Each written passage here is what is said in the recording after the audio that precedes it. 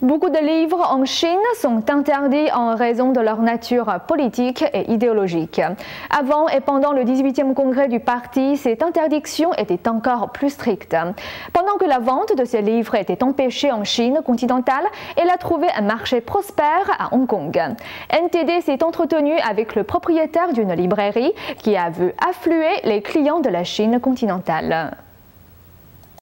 Au cours du 18e congrès national, le contrôle sur l'information a atteint le plus haut sommet de tous les temps. Cela comprenait l'interdiction des livres politiques exposant les dirigeants corrompus et les politiques défaillantes du Parti communiste. Mais bien avant le congrès, cette librairie de Hong Kong faisait déjà de beaux chiffres d'affaires avec la vente des livres considérés illégaux en Chine continentale. Le 18e congrès du parti s'est avéré encore meilleur pour leurs affaires, en particulier des livres traitant un sujet que le régime chinois essaye d'étouffer. Seuls les livres sur le 18e congrès du parti ont représenté 30% de l'ensemble des ventes, ce qui est beaucoup. Des livres sur Wang Lijun et Bo Xilai ont aussi représenté une certaine portion, ce qui est également très bien.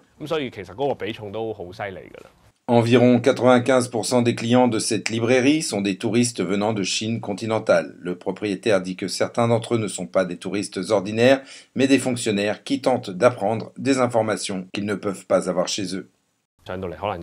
Des gens sont venus ici, mais ne parlaient pas. Ils avaient des assistants pour payer et prendre les livres pour eux. Nous sentons que ces gens n'étaient pas des clients ordinaires, donc nous sommes toujours très prudents avec eux. Certaines personnes plus ouvertes voudraient nous parler plus. Certains nous ont confié qu'ils allaient ramener les livres chez eux comme une collection de ressources. Lorsque nous lui avons demandé quels étaient les best-sellers, le propriétaire a répondu que plus un livret est étiqueté illégal, mieux il est vendu. Nouvelle NTD, Hong Kong.